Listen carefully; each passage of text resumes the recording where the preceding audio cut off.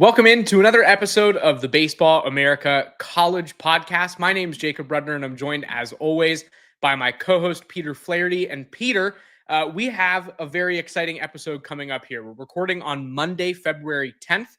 We're just 4 days out from the Division I college opening day. And we also have some exciting news that we're going to discuss at the beginning of the show. But before we do that, as always, how are you doing and what's on your mind today? I like to think I'm always doing well. I'm doing extra well on this Monday, given the end of the week, as you said, it's Division I opening day. So from here on out, really on out being until mid-August, there's going to be no shortage of action to follow and guys to keep track of, storylines to follow. So I'm very, very excited, as I know you are as well.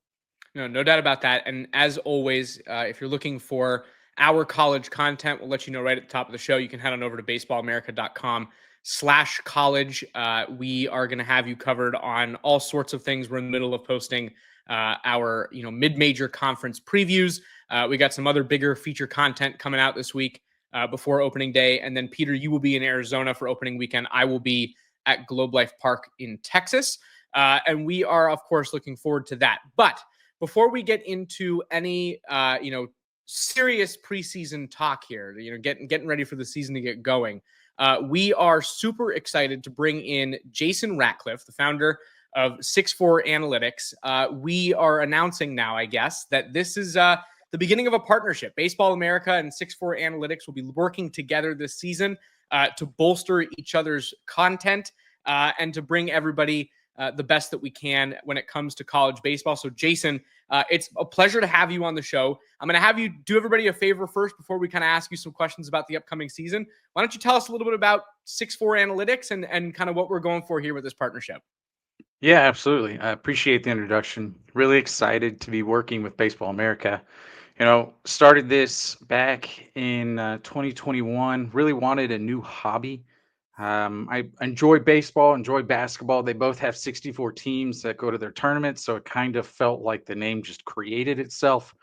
Ultimately, work and life got busy, put it on hold.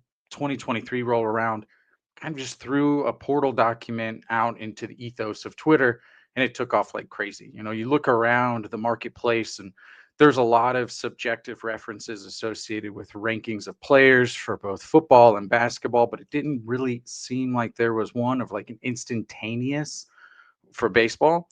And so just tried to create something new. And I was really kind of intrigued how quickly it took off with just a little bit of effort. So the thought was, okay, well, put a little bit of elbow grease into it. What could really happen? And so we started the site last year. Effectively, this is our first birthday. So 2024 it's a opportunity for fans, coaches, players to really try to get an instantaneous rankings of themselves. And really, we're trying to be the Ken Palm for college baseball. Not a lot of subjectivity. We're not really writing a lot of articles. The only articles you'll really ever see on our site are associated to like the new data that we're creating. But we're in essence just an objective site trying to provide analytics, stats, data for both the coaches, the players, fans, everybody. So yeah, excited to be working with y'all. Yeah, well, we are certainly excited about that partnership, and one thing that I think is really great about what's going to happen here is that we are going to be able to incorporate a lot more of 6-4 Analytics data into the stories that we're telling, and you can be on the lookout for those this week. We should actually have a couple of stories that feature some of your guys' analytics. But before we let you off the show here, Jason, we actually wanted to talk a little bit of college ball. Jason will be in Texas, where I will be as well at Globe Life Park for opening weekend. And Peter, I'll let you kick it off, but we're going to talk some teams here. And for those of you who are watching this on YouTube, you can also look at the bottom of the screen. That is a rolling ticker of the Baseball America preseason top 25. But let's kind of get into some teams that we like, and I'll hand it over to you, Peter.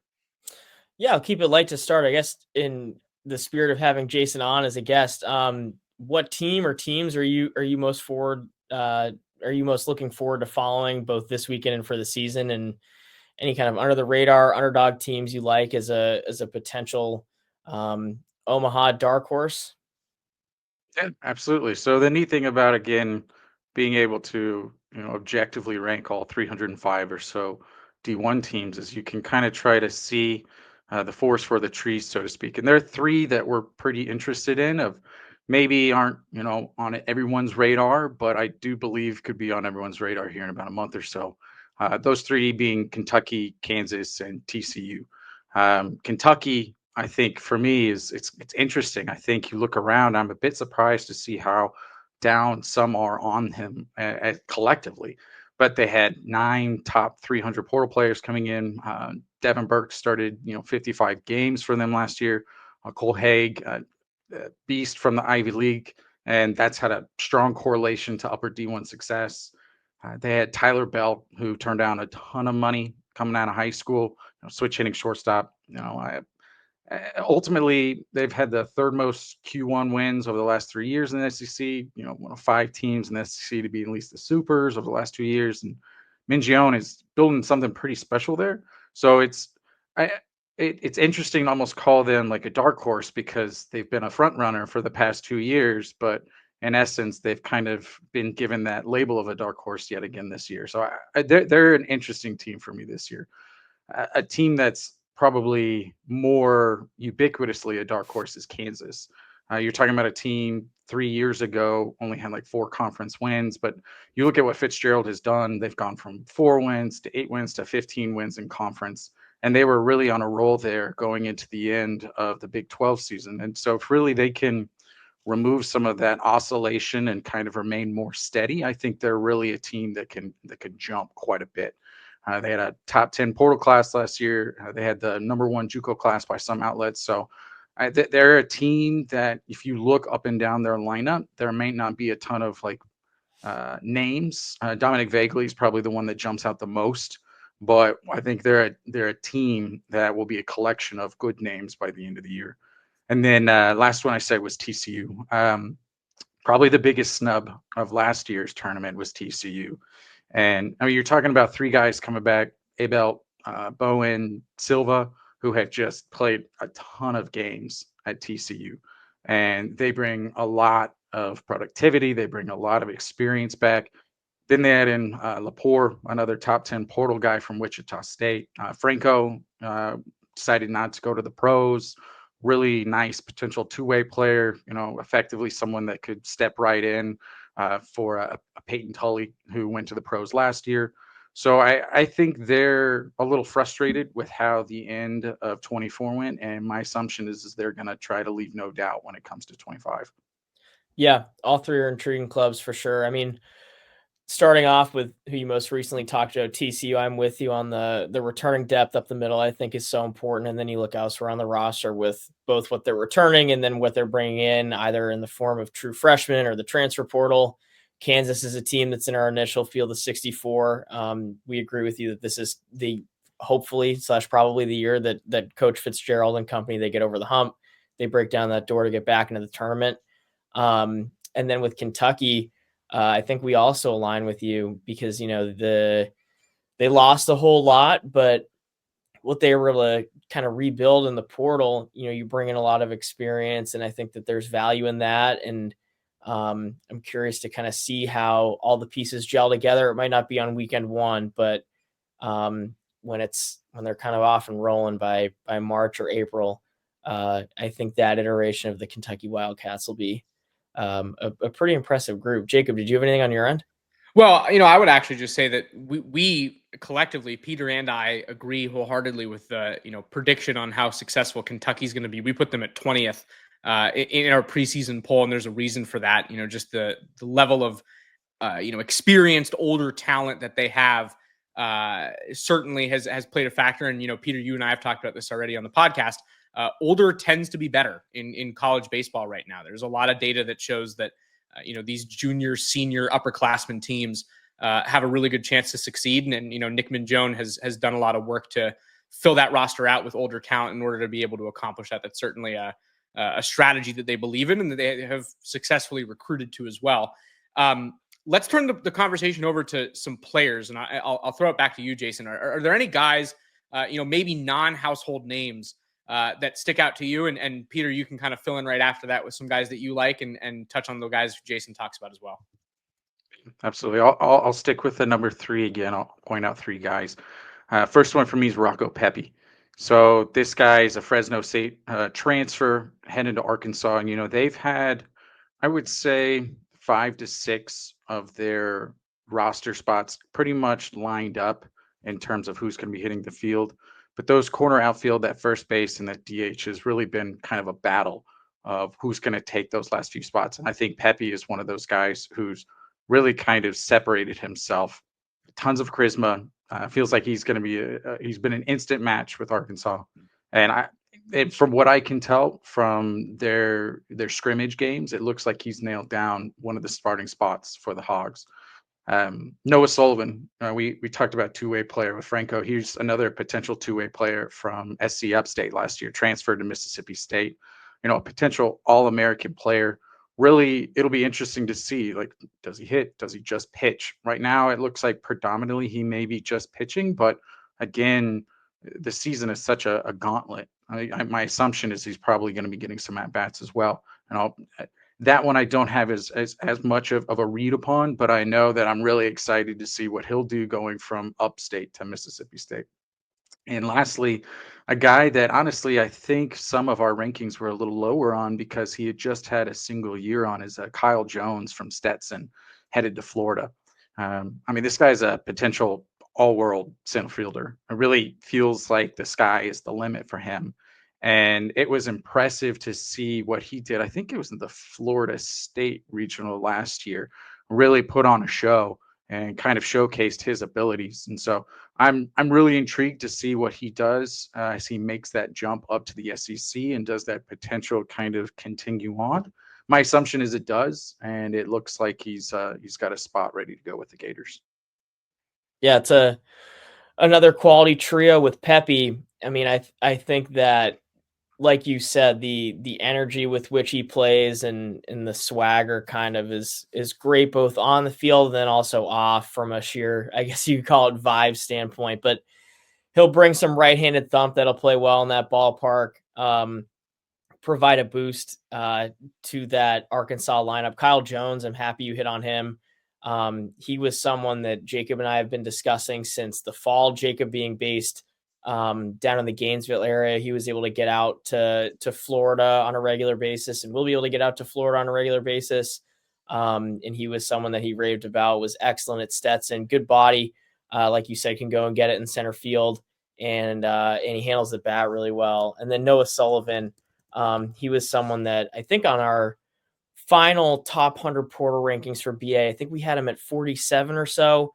I'm with you. He'll be a key contributor for them, especially on the mound. I think he is in line to get a handful of at bats as well. But you can do it on both sides of the baseball. Showed that at USC Upstate. So that's a strong trio. I think with circling back to Arkansas, and you touched on Rocco Pepe, we had them ranked as the number 2 transfer class in this year's portal cycle. The duo of Zach Root and Landon Beetleshees on the mound. I mean, it's kind of TBD where Beetleshees is going to slot in, at least at the start of the year. But the fact that they have them at their disposal is very formidable in and of itself. And then Charles Davalin is a sort of a sleeper guy right now. I really liked him a lot at Florida Gulf Coast. Last year, I saw him a handful of times. This summer, he can go and get it in center field. Quick, twitchy little athlete, really small kid, but he's got kind of this strong, barrel-chested physicality and his forearms are huge. He's pretty jacked. Good-looking left-handed swing, plus runner, some pull-side thump. Draft eligible sophomore. I think he could be in for a breakout year. And then with LSU, we had them as our number 1 transfer portal class, and they've got the portal figured out. And I think that they're one of very few teams that can say that they've really figured it out when it comes to the portal. But Coach Johnson is probably way too humble to even give himself that amount of credit. But Anthony Ianson, bringing him in from UC San Diego, really advanced strike thrower, with a really effective 3 to 4 pitch mix. Daniel Dickinson will slide right into the top third of the order. We could go on and on. Zach Cowan from Wofford, I really like.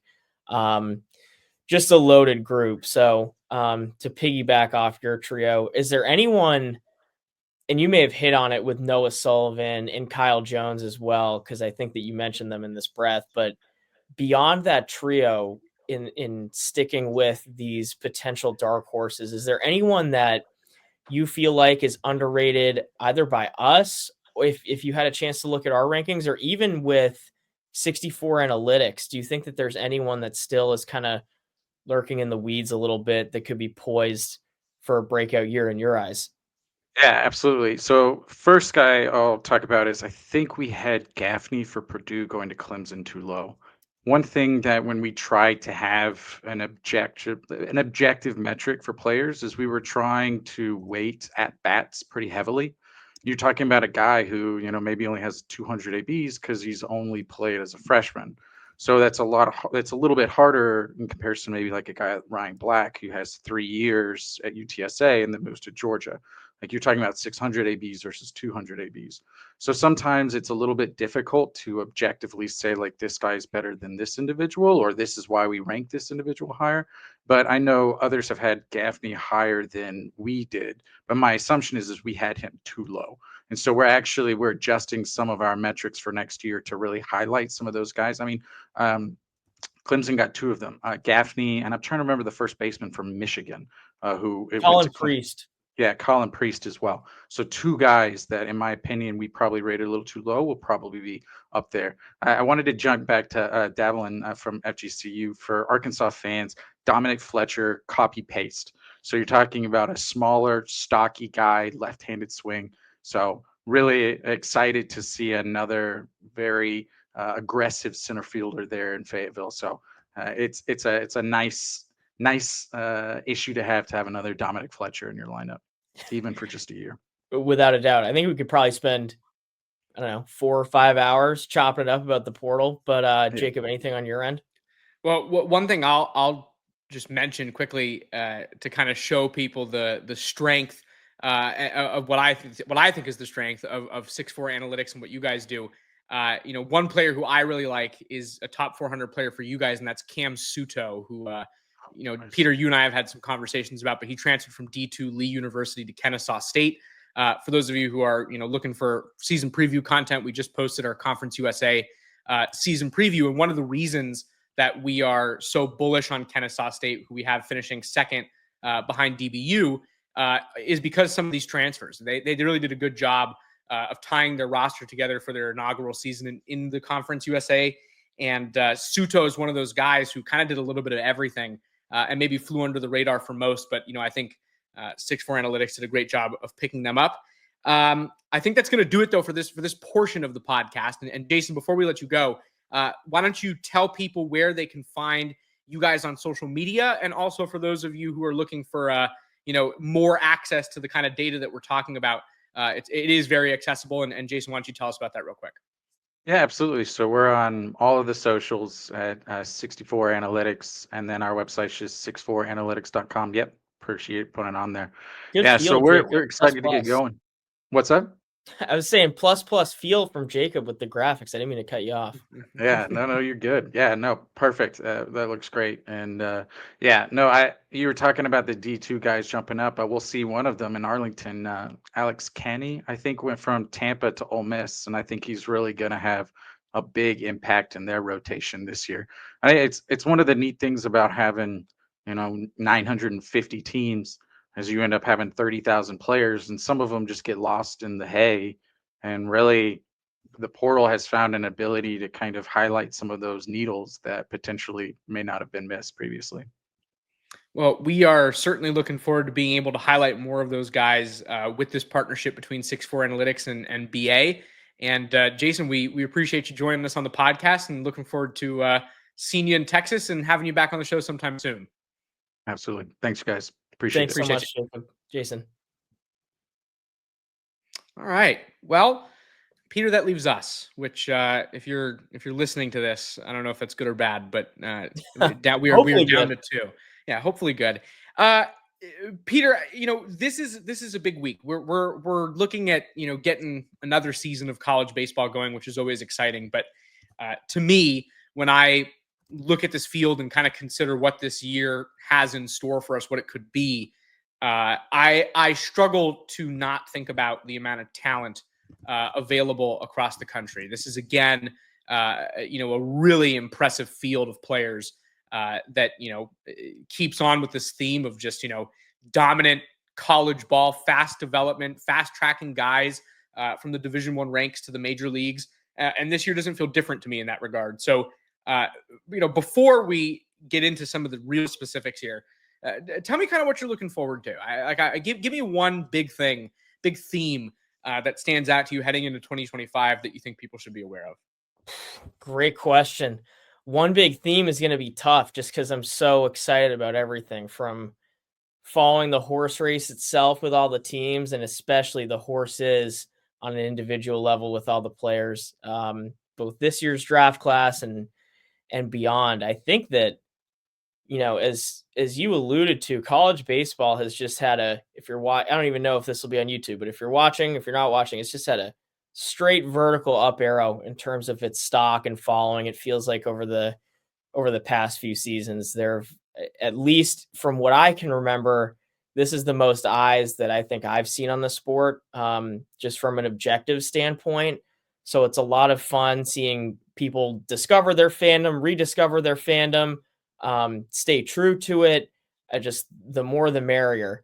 So I will say, like, obviously it's not necessarily a storyline and people are going to be sick of talking about it. And especially in the lead up to it in mid to late April, that series when A&M goes to Texas is probably at least before the season, before kind of teams start, sorting themselves out standings wise, who looks good, who doesn't look good and all that. Preseason, that's probably the 1-1 series I've got circled. So hopefully one, if not both of us could be down at that. And then obviously from a draft standpoint, I'm really looking forward to seeing how really everyone does. I think it'd be easy to say, how that top tier, I guess, right now of Jace Lavalette, the two college arms, and Jamie Arnold and Tyler Bremner and Cam Canarella do. But there are so many players outside of that initial top 10 or so power ranking that, I could really name everyone that's a top 200, 250, 300 plus type of player. So I think from a draft standpoint, what I'm most looking forward to is, I would say at this point last year, maybe not at this point exactly, but I think the commonality and the shared sentiment with a lot of people around this year's draft is there's kind of a lack of maybe star power at the top. And that's not a knock on someone like a Jace Lavalette because he's an excellent player, but there isn't this Travis Bazzana or JJ Weatherholt, or even, like, again, putting my opinions on these players aside, like before the season, like a Charlie Condon or a Jack Caglione. I think that there's a lot of give and take. It's a little bit easier to, poke a hole in someone's game atop this year's class than it was with someone like a Travis Bazzana and JJ Weatherholt. So with that being said, there's a lot of room for guys to play their way up draft boards. There's obviously always room for them to play their way down draft boards. But I think that, this deal could really shuffle itself out and sort itself out in so many different ways. So I'm most looking forward to kind of seeing how everything sorts itself out. But I'm beyond juiced up. I'm really looking forward to it. I think that the one thing is interesting to me this season with kind of what you and I are both talking about here, which is just how much talent exists within college baseball. I personally find myself looking forward to the non-power schools to see how they're going to do, because I look across the college baseball landscape going into the season, and I'm sure you agree with this, that there are a lot of non-power four schools that look really impressive. We mentioned when Jason was on the show, Dallas Baptist, for example, picking them to win Conference USA. That is a loaded roster with guys who I think are really early round candidates. James Ellwinger is a fantastic prospect. We like Grant Jay, the catcher. He's in our top 200. And that's a team that I think if things really go well, especially on the mound, we could see them make a significant run in the postseason, because they've shown, for the last 10 years straight that they can get there.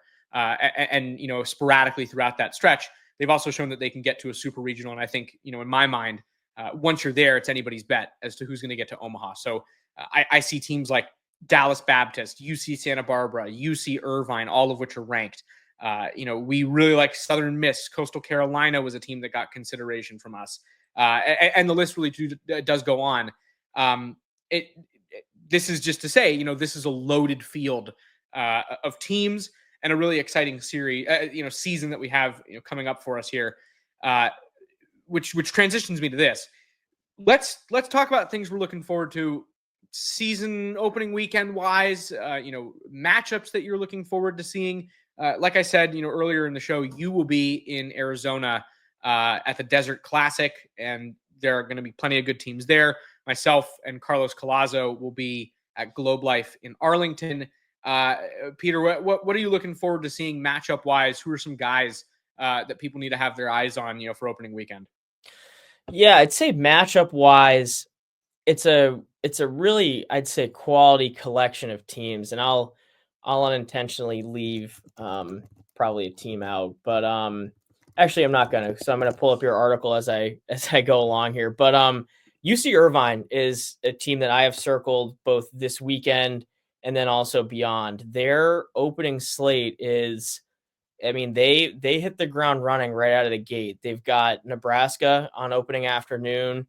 And then they've got New Mexico on Saturday, and then they close out its weekend in the Desert with a tilt against Vanderbilt. And I think early on, it's so hard to draw any major takeaways or conclusions from opening weekend. I mean, teams are still ironing out a lot of things with where guys are going to hit in the order, who's going to like figuring out roles on the pitching staff. So it's not an end all be all, but I do think that it's a really good early season barometer for the Anteaters. And there's no doubt that they're going to be way up for a game like that. So, I mean, they're going to bring the juice. They're a team that both of us really like. I think I don't think its rotation has been announced yet for the weekend, but sophomore lefty Ricky Ojeda could get the ball on Sundays, really advanced strike thrower with some stuff to boot. I think that, that'll be a really, I'd say, interesting and tough arm for the Commodores to go up against. And I just saw it on my Twitter.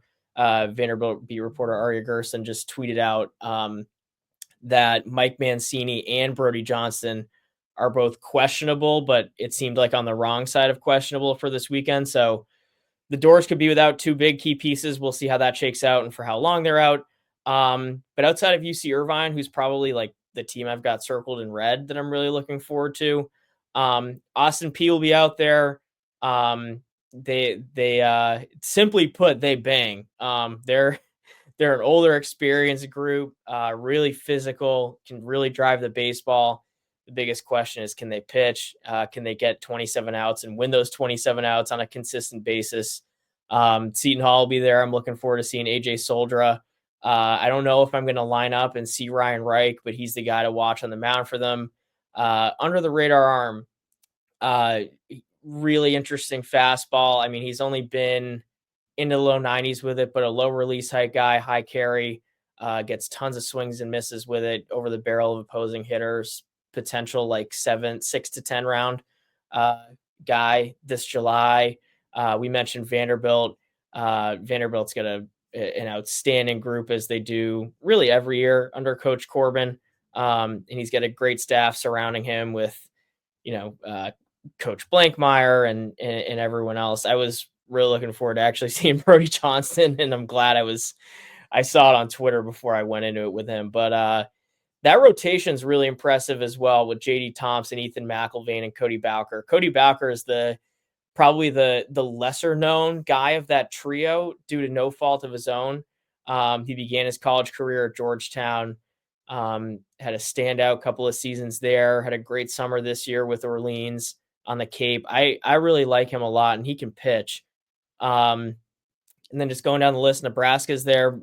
Mason McConaughey, their Friday night guy. I'll see him on opening day. I'm really looking forward to getting a look at him. He's gotten some positive buzz after an impressive fall in GCU.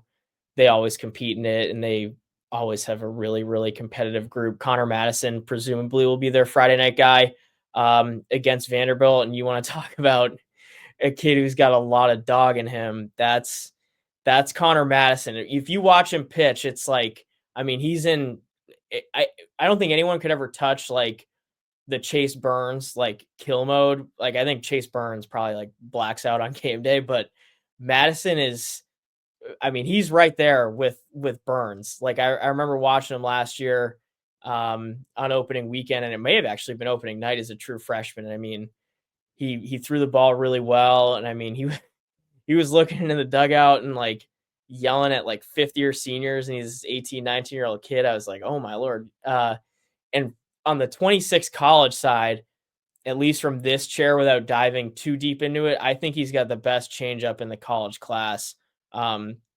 26s. I mean, it is comfortably plus, closer to double plus than it is plus.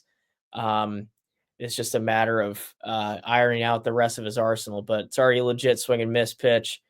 And then Zach York on the offensive side, plus hit with some impact, kind of a unique draft profile. But he's got an outstanding feel for the barrel and knows what he's doing in the box. So that's kind of the skinny on most, if not all, of the teams that are in the field. I think it's MLB does a really good job every year in putting it on and getting a quality group of teams out there. This year is no different.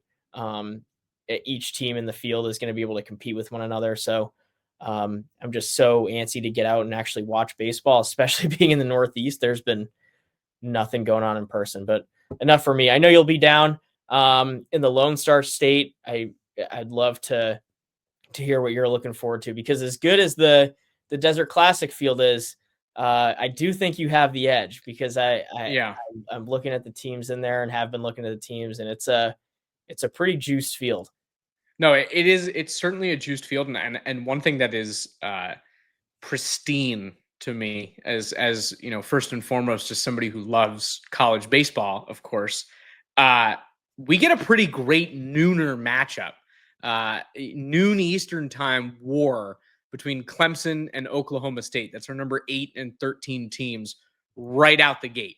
That is a quick top 15 matchup, I assume, and they haven't announced their rotation yet, but I think that, you know, wise money would say that is an Aiden Knock and maybe Harrison Bodendorf or Gabe Davis matchup, just depending on what, Oklahoma State head coach Josh Holliday decides to do. And I'll drop a, tidbit of insider info on here. One thing that the Cowboys are going to be doing to open the season, similar to how they did last year, they're going to piggyback a lot of guys. They don't actually have a set rotation. And, Coach Holliday told me this directly. They had a lot of success last year, just kind of letting the cards fall where they did, and getting guys to perform their way into Friday, Saturday, and Sunday roles. But those were not defined for the first couple of weeks of the season. And he is taking that approach and reapplying this year. So they do have a lot of options that could go for them in their rotation. I mentioned 2 of them, Gabe Davis and the Hawaii transfer, Harrison Bodendorf. I think both of whom are, reasonably impressive players. Mario Pesca from St. John's is another guy who I think is worth having an eye on. Sean Youngerman from Westmont College. Ryan Ure, another guy who I think could reasonably be penciled into a starting rotation spot if he needed to be. And I think that there's a really good chance that we'll see all of those guys throughout this weekend against schools like Arizona, who are, locked and loaded and ready to be dangerous. I think that that's a team that maybe is even slept on despite being in our rankings, but a really good team nonetheless. And then what's fun is that you look just a couple hours later at 7 p.m., we have this top 15 matchup that's a table setter in a way for Texas Louisville. And we don't have Louisville ranked to open the season just given what they lost. But that is an exciting matchup to me. That's a solid Louisville team. It obviously doesn't have its star shortstop anymore, who's now at Tennessee. But Texas is in an interesting spot. New head coach Jim Schlossnagle. It's a good roster. I think that there are still some question marks, especially on the mound, as to how they're going to, perform this season. But they also have talent, and that's a good group. Jared Spencer from Indiana State is a guy who I think we're going to see on opening night against Louisville, and that's a lineup that I still think will test this Longhorn squad. So I'm excited about that.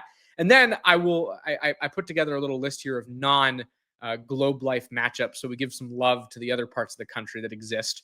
And there are a couple that really stood out to me. And Peter, you can give a couple if you have as well after. Duke Cincinnati is a series that I think is really exciting. Cincinnati is a team that I think could push its way into the tournament conversation come the end of the year. James Madison in Tallahassee. I think anytime Jamie Arnold is pitching this season, regardless of who the opponent, it is must-watch television. And James Madison, certainly to me, is a team that is worth keeping an eye on this year. They were, one of our first couple teams out of the postseason last year. A team, again, that I think could make enough noise to get into the picture.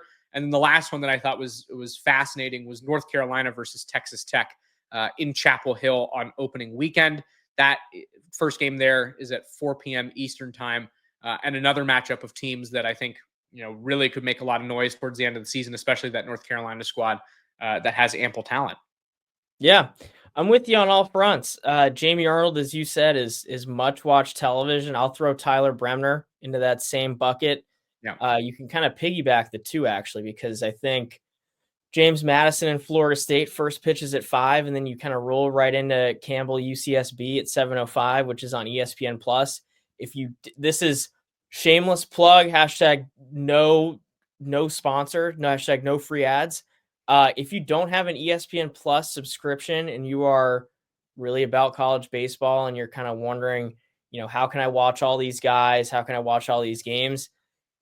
I promise if you get an ESPN Plus subscription, it is worth every single penny. And in that same breath, if you get a Baseball America subscription, it is worth every penny and then some, because you'll get outstanding coverage. But I'm looking forward to watching Tyler Bremner throw for the first time.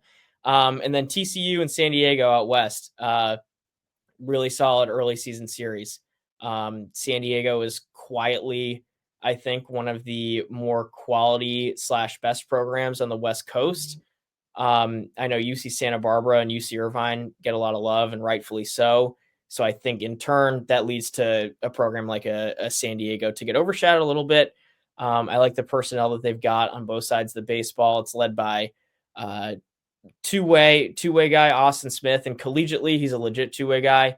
He'll log a fair share of innings on the mound and then also hit in the middle of the order for him. TCU we touched on already with Jason, and then also just in general the two of us. They're one of our Omaha sleepers. Kind of feels weird to call them a sleeper given that the regularity with which they compete in the College World Series, but they'll look to bounce back after kind of a down year in 24, and they've got a solid group of returners headlined by that up the middle depth. So that's kind of those are the series I've got my eye on. I'm happy you talked about Texas Tech and North Carolina. That's another really intriguing matchup. TJ Pompey on Texas Tech get a chance to be a pretty solid draft pick come 2026, looking way down the pike. And then North Carolina is supremely talented on either side of the baseball. That's a team with Omaha and potential national championship type aspirations. And that's really what I've got in terms of what I'm looking forward to. But to be honest, I'm going to be bouncing around and watching game to game. Like I'm going to start off my morning at 10 a.m. with the game that's going on in Puerto Rico. I think it's Stetson and UConn open up the season. I'll be tuned into that. And then, as is the case every weekend with both you and I, the laptop won't be shut until whenever the Hawaii game ends. So I'm juiced up for it all. And then in circling back to the opening matchup in the Shriners College Classic with Oklahoma State and Clemson, it's a sneaky theme of quality changeups on this week's podcast. Aiden Canuck is right there actually with Madison in terms of best changeup in the 26 college class, another plus pitch, and then Bodendorf, get a plus changeup himself. So that's what I've got. I believe Bodendorf last year, and this is off the top of my head, so I'm sure the comments will kindly let me know if I get this right, but I believe that Harrison Bodendorf ranked 4th last year among all pitchers in Division I baseball who threw at least 250 changeups in whiff rate on the pitch. So, and Canuck obviously was right there as well. So, It's a good group. Hey, You look like you're gonna say I'll something. take your word for it. You know your stuff, and that's not a stat I can easily check. So I'll roll with it with you, and it also makes sense. Yeah, there you go. Really quality pitches. Yep. And one other thing that I'll mention before we move on here, to kind of tie things together with the conversation we had with Jason about players we like. I feel like we mentioned a lot of transfers. You mentioned UC Santa Barbara, and I think that there is the potential for one of their arms to be constantly overlooked because of Tyler Bremner's outstanding presence, and that is the Saturday guy, sophomore righty Jackson Flora, who I know that you and I both like a ton. He is a really promising 2026 draft candidate. He is not a draft eligible sophomore, but I've had conversations with Andrew Checketts in which he's pretty much told me in no uncertain terms, this is a guy who is of the same ilk as some of the best guys to come through our program, and certainly could be in that first round conversation a year from now. And I'll let you give us a kind of a brief scouting report if you like, if you'd like, on Jackson Flora. Yeah, I'll keep it super brief because you hit on all the good points with him, but a guy that looks every bit of a top 2-round guy, could potentially be a first rounder when all said and done come 2026, which is in forever. But I mean, he was reportedly up to 99 last weekend, sweeper slider, in a new cutter that he's introduced, all distinct in shape, just really legit stuff. And he had an impressive showing last year as a freshman, collected 40 strikeouts in 47 innings, and then he followed it up with a strong performance with the Corvallis Knights in the West Coast League, probably the best team out there in the West Coast League. And I mean, he's got USA written all over him this summer, but I think even to a little bit of a further degree, like Cole Triba is also in that bucket of, I guess, guys that could get overshadowed just due to the monster at the front of the rotation with Tyler Bremner. And Triba can be used, I'd say, in a number of roles. Makes sense probably to utilize him in a relief role, at least early on, and plug him in if necessary. But 65 Ks to 14 walks last spring as a freshman, strike throwing lefty with stuff to boot. Another, like, I mean, you could be talking about two of UCSB's like main dudes both going to USA this summer when all is said and done. And there's a lot that's going to happen before then, but both certainly have that kind of upside and are going to be really fun to follow for, this year and next year. Yeah, it's a good opportunity to give a shout out to the Big West before we sign off on our podcast here. I actually think that this is a year, like we mentioned, good mid-major year. This is a great one potentially for the Big West. You have UCSB with a all-star rotation of guys who could be selected in the first round. Certainly Bremner will be, barring something completely unforeseen. Irvine, really good-looking squad, especially on offense behind Anthony Martinez. And the one team I'll throw in there that I think people could be sleeping on this year, and you mentioned them briefly, is Hawaii. That is a staff that can really pitch. Last season ranked first in Division I baseball in team ERA, and this offseason had 15 guys touch 90 plus on the TrackMan, which is believed to be, it's not tracked, but it is believed to be a program high. So a team that could pitch in the first place seems to have gotten better at pitching, which doesn't hurt you. So I think it's going to be an interesting year in the Big West, potentially 3 tournament bids for that conference, which goes back to this really talented year in college baseball coming up. Yeah, no doubt. Coach Hill's done an excellent job out at Hawaii. He was previously did a really good job at San Diego, where he was the head coach for, I think, over 20 years. I think it was 22, 23 when all was said and done. But he's done really, really well at Hawaii, building that program up. And as you said, they've got a talented group again on both sides of the baseball. I think that, the pitching stuff is pretty loud, but offensively they've got some quality pieces as well with Matt Mura. This is just off the top of my head. Matt Mura, Ben Ziegler to Moa. And then I believe Elijah Ix is another guy that they're I may have butchered the pronunciation of his last name, so I apologize if I did. That's but he's another guy that I know that they're excited about, who could take a step forward after a freshman year in which he showed some positive flashes. So I'm happy you brought them up because they're going to play really, really late most games, but they're flying under the radar right now, and they get a chance to surprise some people. My Wi-Fi must have cut out for a second, so you can stop me if you said this name. But Liam O'Brien, right-handed pitcher, is a senior I at did not. Hawaii. I will give the podcast listeners a name to watch, and that is Liam O'Brien at the University of Hawaii, 6'5" righty, big and somewhat surprising fastball for O'Brien. He was at Gonzaga to start his collegiate career, took a little stint in the JUCO ranks, and is now in Paradise. And he is the leader in the clubhouse in velo for the Rainbow Warriors so far this spring. They have seen him up to 97. I was impressed by that. It stood out to me. So there you go. A little sneaky guy on the islands for your late night college baseball viewing. Those of you who are really going to get into the weeds this upcoming season. Peter, my last thing that I want to do before we sign off on our opening week episode of the Baseball America College Baseball Podcast is going to be our new segment. And I'm going to put Peter on the spot because he doesn't even know that this is coming.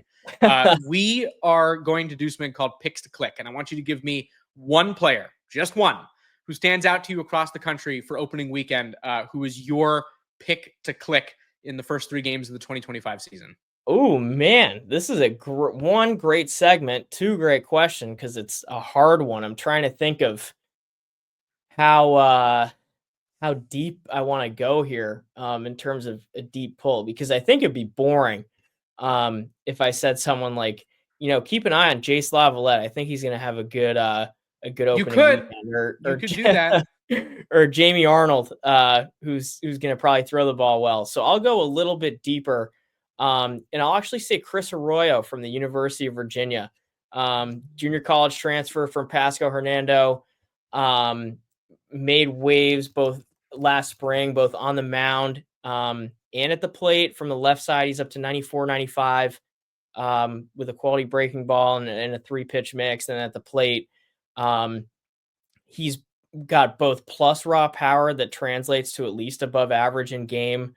And then he's not a one tool only or an all or nothing guy at the plate. I mean, he pairs that with a polished approach, and a present feel for the barrel and some hitability. So I think that UVA is a team that everyone knows and they've come to know throughout the years. And that main duo of the Henrys, Henry Godbout and Henry Ford, they get a lot of love, and rightfully so. But I think that Chris Arroyo has a chance to introduce himself with authority this weekend.